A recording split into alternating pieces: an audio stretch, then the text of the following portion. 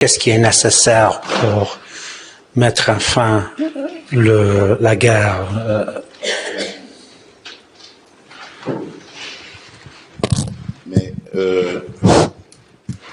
Mais c'est simple. Ce qui est nécessaire, c'est de mettre à l'index le véritable responsable de cette situation, qui est connu, c'est le Rwanda. La communauté internationale s'est pris de pitié, comme nous tous à l'époque, en 1994, lorsque le Rwanda a été victime de génocide. Et cette dernière, la communauté internationale, donc, a demandé à la République démocratique du Congo, à l'époque Zaïre, d'ouvrir ses frontières pour accueillir le flot de réfugiés qui fouillaient le génocide. Et ils sont arrivés par centaines de milliers en République du Zaïre. Et malheureusement, parmi eux, il y avait les coupables du génocide aussi. Plus tard, le Rwanda obtiendra le droit de poursuite de ces génocidaires sur le sol congolais. Incroyable. La communauté internationale a complètement démissionné de sa mission, en laissant un État, un régime régler ses comptes. Et il y a eu des massacres de populations entières, y compris des populations congolaises. Et on s'est tué au nom de la culpabilité que la communauté internationale ressentait sur le génocide rwandais. Mais le Congo n'était pas coupable ni complice de ce génocide. Car depuis lors, malheureusement, les malheurs qui étaient au Rwanda se sont invités en République démocratique du Congo. Et depuis 30 ans, l'enfer s'est installé à l'est de la République démocratique du Congo. Et donc, on a laissé faire le Rwanda qui, en venant comme ça, a découvert qu'il y avait la possibilité de déstabiliser d'abord le régime. Donc ils ont déstabilisé le régime du maréchal Mobutu en installant Laurent Désiré Kabila, pensant qu'avec lui, ils pouvaient donc exploiter tranquillement les ressources de la République démocratique du Congo. Mais lorsque Laurent Désiré Kabila s'y est opposé, on l'a abattu pour laisser la place à un autre régime qui, lui, s'est montré beaucoup plus malléable, beaucoup plus compréhensif, celui de Joseph Kabila donc, et a laissé faire, on va dire, beaucoup de choses. Et le Rwanda donc a pris de l'assurance, le Rwanda a développé son économie, renforcé son économie avec le produit des pillages de nos ressources naturelles. Et avec l'œil, le regard complice de la communauté internationale, puisque ces produits, ils les revendaient à des grandes multinationales et à des États qui ont acheté tout ça et conforté la position du Rwanda. Et aujourd'hui, nous avons le résultat qui est là. Il faut que cette communauté internationale accepte de reconnaître ses responsabilités et règle cette question en même temps que nous. You spoke of the risk of a wider regional war. Vous avez évoqué un scénario où la guerre va élargir, il y aura une guerre, si j'ai bien compris, régionale. Comment vous expliquez ça? Tout simplement parce que le Rwanda a des velléités expansionnistes. Depuis quelques années maintenant, le discours du régime rwandais est de dire qu'une partie de la République de l'Est de la République démocratique du Congo, notamment les territoires de Masisi et de Rutshuru, ont jadis appartenu au Rwanda, au royaume du Rwanda. Ce qui est une aberration, ce n'est pas vrai. Mais cela indique très clairement les intentions. En fait, dans le Masisi, il y a une mine dans un lieu, une localité appelée Rubaya, et c'est là qu'on trouve les minerais de coltan et des 3T, les trois matières très prisées, tungstène, étain et tantale. Et ce sont ces trois matières qui entrent dans la composition de toute la production des appareils technologiques de nouvelles gammes et tout ça.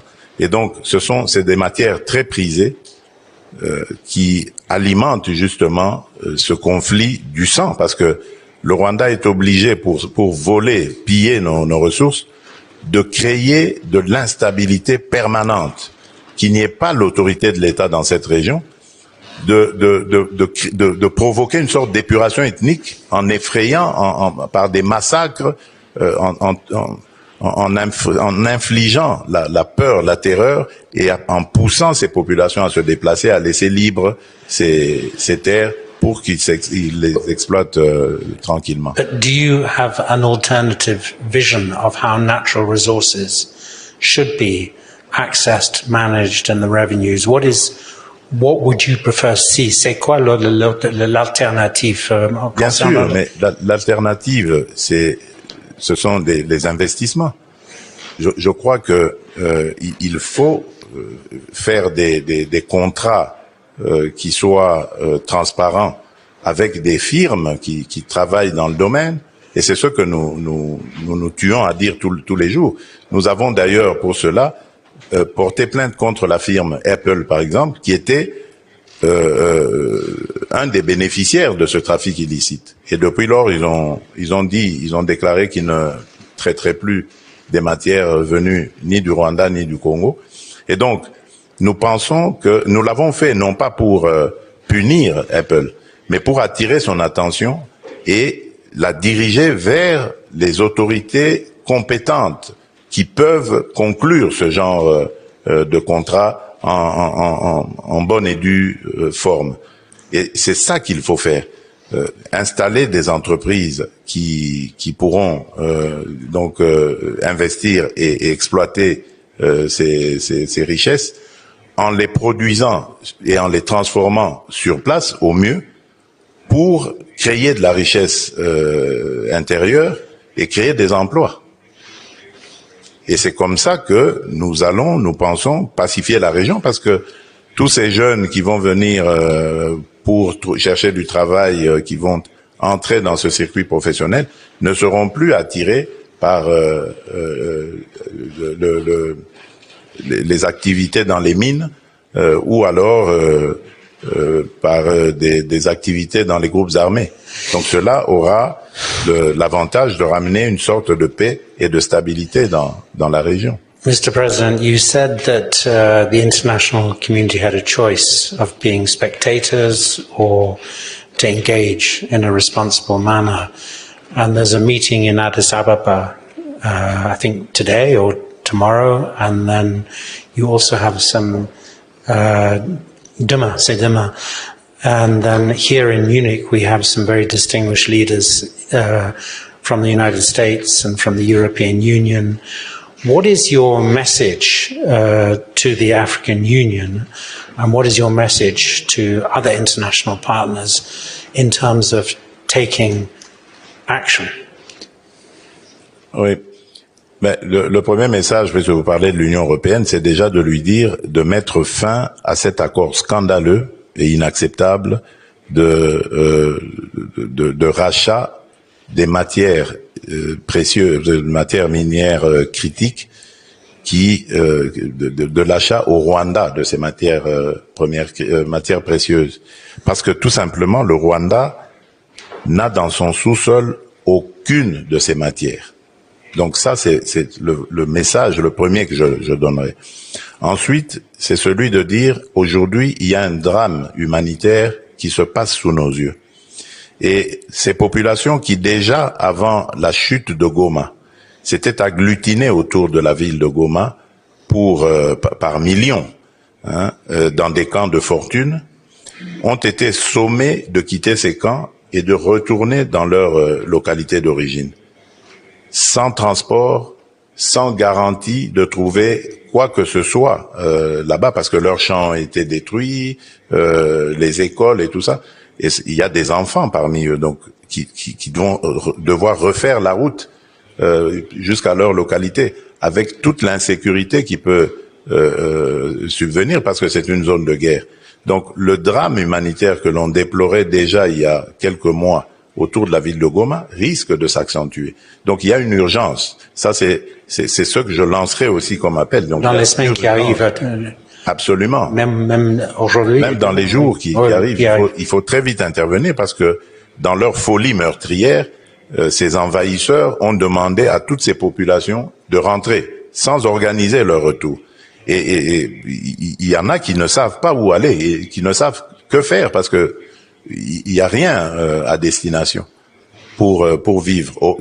Dans ces camps-là, au moins, il y avait de l'aide humanitaire qui leur permettait de manger et de vivre plus ou moins, même si les conditions n'étaient pas décentes. Mais là, il y a rien. Il y a des jours et des jours de marche sans garantie de pouvoir trouver quoi que ce soit pour se nourrir. Alors, et à Addis Ababa? À Addis Abeba, il y a une réunion sur de la commission paix et sécurité ce soir. Oui. Nous attendrons pour voir ce qu'il y a. La première ministre, chef du gouvernement de la République démocratique du Congo, y est. En tout cas, elle est là pour parler, porter la voix de notre pays. Moi, je suis venu ici pour rencontrer justement les décideurs européens et américains afin que les pressions s'accentuent et pourquoi pas les sanctions même tombent sur le Rwanda. Parce que quand on regarde notre situation à côté de celle de l'Ukraine et de la Russie, on croirait être dans deux mondes différents, oui, alors que c'est pratiquement la même chose. Vous avez l'impression que le monde ignore ce qui se passe. Chez nous, c'est pire parce que c'est un conflit qui date depuis 30 ans maintenant. Bien sûr. Alors que la Russie et l'Ukraine, la guerre est intervenue, on va dire, grosso modo, en 2022, même si déjà depuis 2014, il y avait certaines velléités. Mais quand on voit la rage qu'on a mis à régler le compte, les comptes de la Russie par rapport à l'ignorance qu'il y a ou à l'oubli par rapport à notre conflit, il y a lieu de se poser la question de savoir si ce ne sont pas des mesures de deux poids et deux mesures. C'est pour ça que je parlais dans mon panel précédent d'un multilatéralisme qui est en panne, qui a de sérieux problèmes de fonctionnement. Alors, si vous me permettez, Monsieur le Président, je vais inviter des questions, s'il y en a. Y a-t-il des questions à poser au Président? Non? Si. Alors, là, au 4e rang. Bonjour encore, Monsieur le Président. Moi, je m'appelle Nefo, journaliste à Deutsche Welle. La question que je voulais poser, c'est sur le M23. Vous avez carrément dit qu'il n'y a pas de discours entre vous et la M23. Est-ce que ça, c'est une bonne stratégie pour la réconciliation et pour trouver des solutions sur la situation en RDC? Ça, c'est ma première question.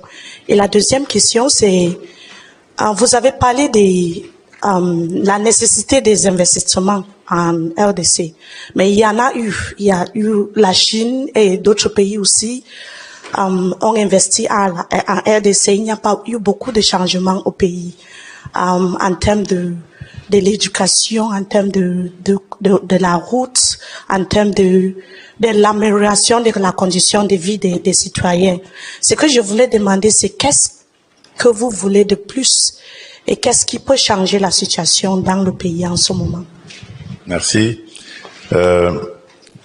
Déjà, par rapport à la première question, vous devez savoir que ce n'est pas une question d'ego, une question d'orgueil ou d'arrogance lorsque nous refusons de parler directement avec le M23.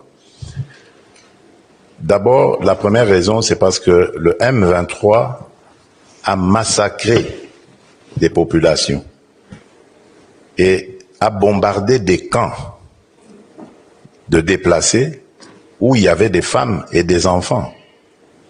Ils ont été massacrés. Donc pour nous, c'est un mouvement terroriste. Et on ne négocie pas, on ne discute pas avec les terroristes. La deuxième raison, c'est parce qu'il y a le processus de Nairobi. Le processus de Nairobi règle la question des groupes armés. Et donc, le M23 étant un groupe armé, il est logé à la même enseigne que tous les autres groupes armés évoluant en République démocratique du Congo, et il doit avoir le même traitement, donc il doit rentrer dans ce cadre. La troisième raison, c'est parce que le M23 est un mouvement, j'allais dire, qui est vide de contenu. C'est en fait un supplétif du Rwanda. Le M23 est une sorte de paravent que le Rwanda met, mais en réalité, derrière, c'est l'armée rwandaise et donc le Rwanda qui se bat. La preuve de ce que je dis, c'est que dans le processus de Luanda en Angola, nous avons discuté avec le Rwanda. Si le Rwanda n'avait rien à voir dans ce conflit, pourquoi est-ce qu'il répondait aux invitations du facilitateur pour discuter avec la République démocratique du Congo? Donc vous comprenez que c'est le Rwanda qui se cache derrière et qui envoie un mouvement dit de Congolais qui vont venir à la table des négociations pour parler des intérêts du Rwanda.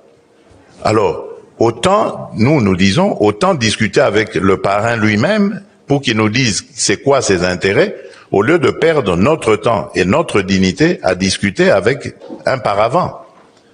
Donc voilà la raison pour laquelle nous le disons. Et quand vous dites que ça ne va pas faire avancer, mais si ça va faire avancer la paix, parce que comme je vous l'ai dit, le processus de Nairobi est là, et le processus de Nairobi était justement inspiré pour régler la problématique des groupes armés. Alors, par rapport aux investisseurs, vous avez parlé des Chinois et autres. Vous avez raison. Ça n'a pas ces investissements ou ces exploitations des mines, des minerais congolais avec des contrats chinois ou autres n'ont pas donné grand-chose. Mais vous avez raison. Lorsque je deviens président, justement, en 2019, bon, on a eu malheureusement l'année de Covid qui a paralysé le commerce international pendant à peu près 2 ans, 2020-2021.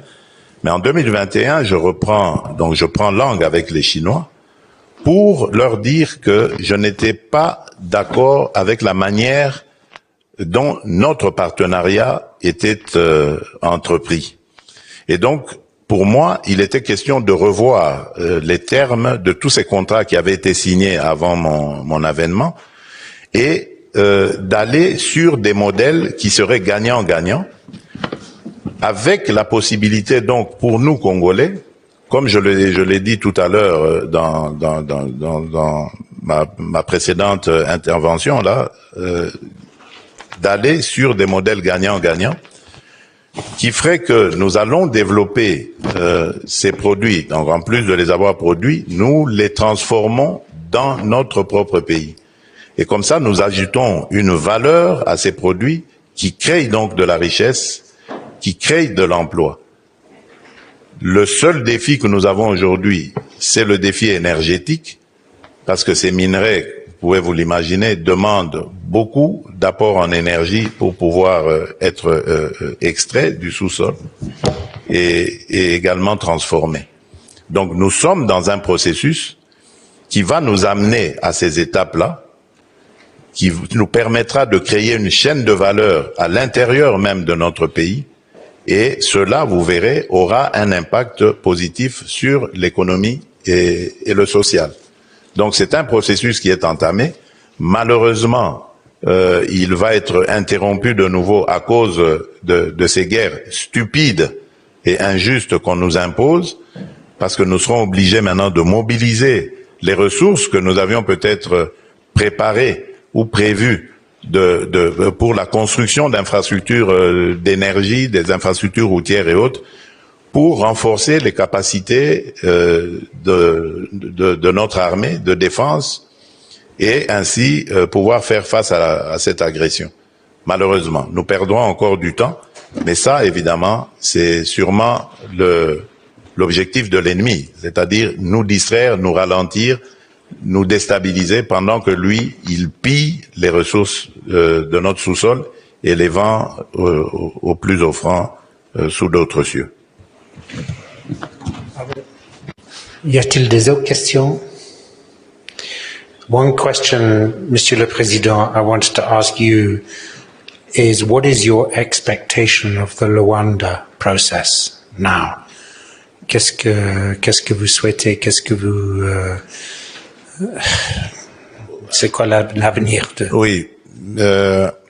Maintenant, le processus de Luanda, je crois qu'il connaît quelques turbulences parce que je crois que vous avez suivi l'intervention du président João Lourenço qui va devenir le président en exercice de l'Union africaine et donc qui va avoir un agenda beaucoup plus étoffé, plus dense et qui ne lui permettra pas de continuer à gérer. Mais la question avait été anticipée récemment lors du sommet conjoint entre la East African Community et la SADC.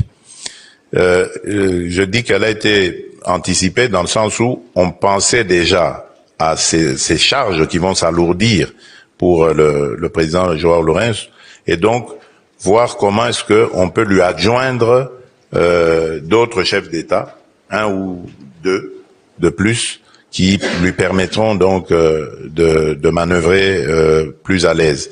Et là, comme il se retire carrément, donc ce ne sera plus lui adjoindre des chefs d'État, mais ce sera désigner des chefs d'État qui vont reprendre le relais. Donc le processus n'est pas mort, il est simplement au ralenti. En attendant, j'espère la désignation du président João Lourenço et d'un nouveau facilitateur.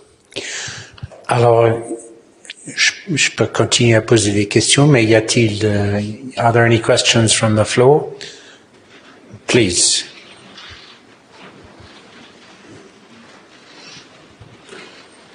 Hi, Mr. President. Thank you. I'm interested in the case that you had with Apple. And I'm wondering if there is future possibilities for public-private sector solutions to the critical minerals problem, and wondering if perhaps the Kimberley process example with Conflict Diamonds would be a possibility.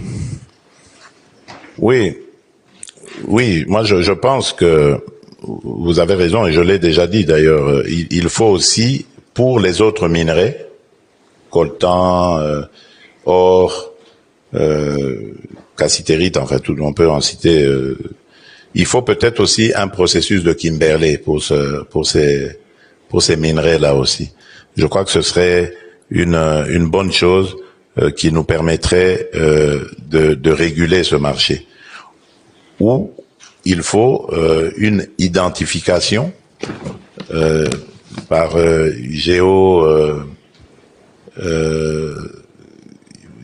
génotype, en fait, on va dire, du minerai, parce qu'il y a aujourd'hui des techniques qui peuvent identifier l'origine du minerai et sa localisation même de l'endroit où il a été extrait, et ainsi pouvoir organiser ou suivre sa traçabilité. Ça aussi, il y a des entreprises qui le font, donc je crois que ce serait la solution. Alors maintenant, par rapport à Apple, j'allais dire que ce que j'ai dit tout à l'heure, le but n'était pas de viser Apple, c'était le symbole de ça, parce que Apple, c'est les téléphones portables, et dans ces téléphones portables, on retrouve le coltan du Congo, le coltan du sang. Et le but était de les interpeller pour dire arrêtez ce massacre, parce que avec l'argent que vous mettez dans ce secteur pour acheter des minerais volés à la République démocratique du Congo, vous encouragez les massacres de Congolais, de pauvres Congolais. Donc il fallait lancer cet appel et leur dire si vous voulez continuer ce commerce, venez par la grande porte. Les autorités de la République démocratique du Congo existent, sont établies légalement, légitimement, et ne demande que ce genre justement de partenariat. Venez, travaillons ensemble dans un partenariat gagnant-gagnant qui vous permettrait, vous, d'évoluer, de vous épanouir dans vos activités, et à la République aussi d'en faire autant. Donc, c'est comme ça que nous voyons la chose, mais malheureusement, ça ne se passe pas de cette manière-là. Thank you. Other questions from the floor? Monsieur le Président, one question I wanted to ask you was about opposition. You mentioned that you've been president for 6 years and there are elections in the DRC. What about opposition within the DRC? Is that a factor in terms of bringing this conflict to an end or complicating it further? D'abord, la situation de l'opposition, j'allais dire, elle est. Nous trouvons aujourd'hui en République démocratique du Congo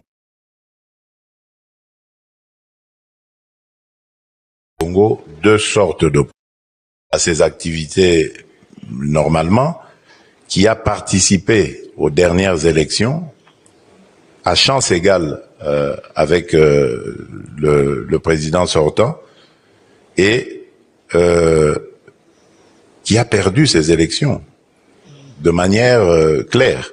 Et cela a été reconnu par tous les observateurs sérieux. Et il y a une autre opposition, celle du pouvoir de mon prédécesseur, qui a refusé complètement d'entrer dans le processus, de participer au processus électoral, a refusé parce que justement elle préparait la déstabilisation qui devait normalement intervenir depuis 2023 pour empêcher la tenue des élections. Mais comme ils n'ont pas réussi à le faire, donc les élections ont quand même eu lieu, et c'est maintenant qu'ils trouvent le moyen de se rallier au Rwanda et à ce M23 et AFC pour nous faire la guerre et déstabiliser le pays. Donc ce sont ces deux oppositions-là. Alors, lorsque vous demandez si ils ont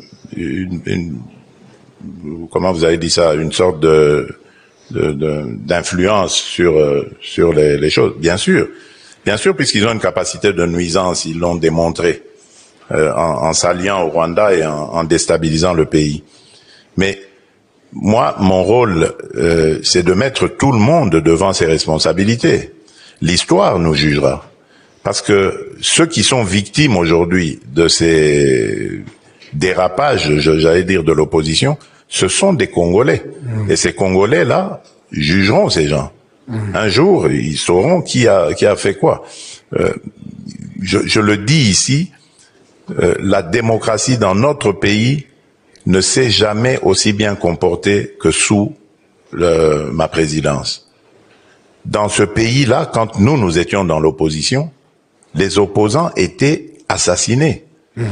On entrait, le pouvoir envoyait des hordes de policiers, de militaires dans les églises pour abattre des opposants. Les manifestations étaient interdites. À chaque fois qu'il y avait des manifestations, on devait dénombrer des morts. Aujourd'hui, ça n'existe plus. Toutes les manifestations se passent sans encombre. Les droits et les libertés sont respectés. Bien entendu, les dérapages sont sanctionnés parce que il faut pas confondre opposition et anarchie. Donc, ceux qui font de l'anarchie, ils sont convoqués au tribunal et vont se justifier. Donc, je n'ai absolument pas l'impression que l'opposition qui a pris les armes, qui a fomenté avec le Rwanda ce coup contre la République est dans son bon droit. D'ailleurs, la preuve, c'est que les vrais commanditaires se cachent. Et le vrai commanditaire de cette opposition, c'est mon prédécesseur, c'est Joseph Kabila. Mais il ne l'avoue pas. Il n'assume pas ses actions. Voilà. Well, we're coming to an end. Is there one more question? Because otherwise I would, Mr. President, to end where we started, the human tragedy in your country, the number of people being killed, the number of women in particular who have been victims of sexual violence, the number of displaced, and yet we're living in a moment where availability of humanitarian support is going down, and where there are huge demands on rich countries, for other crises. Have you, in your conversations here in Munich, been talking to Americans, Europeans? I see many leading figures from the Middle East about the need to attract more support in this area and more action. Bon, oui, j'ai parlé à des Américains, des Européens et bientôt même des gens du Moyen-Orient, mais plus diplomatie et politique que humanitaire, parce que je ne pense pas que ils avaient des réponses à mes besoins humanitaires. Mais le message est quand même passé parce que j'ai... Ils n'avaient pas de réponse parce qu'ils n'ont pas les moyens, ou ils sont pas au courant, ou... Non, je suppose qu'ils n'ont, parce qu'ils sont pas dans le domaine. Ceux que j'ai vus ne sont pas dans le domaine humanitaire. Ah bon, ok. Voilà. Oui. Mais j'ai fait quand même passer le message pour que, à leur tour, ils le répercutent auprès de ceux qui ont les moyens de mobiliser, des moyens à mobiliser pour régler le drame humanitaire que vivent nos populations en ce moment. Donc je n'ai pas parlé de ça directement à eux parce que ils n'en avaient pas la capacité, quoi. OK.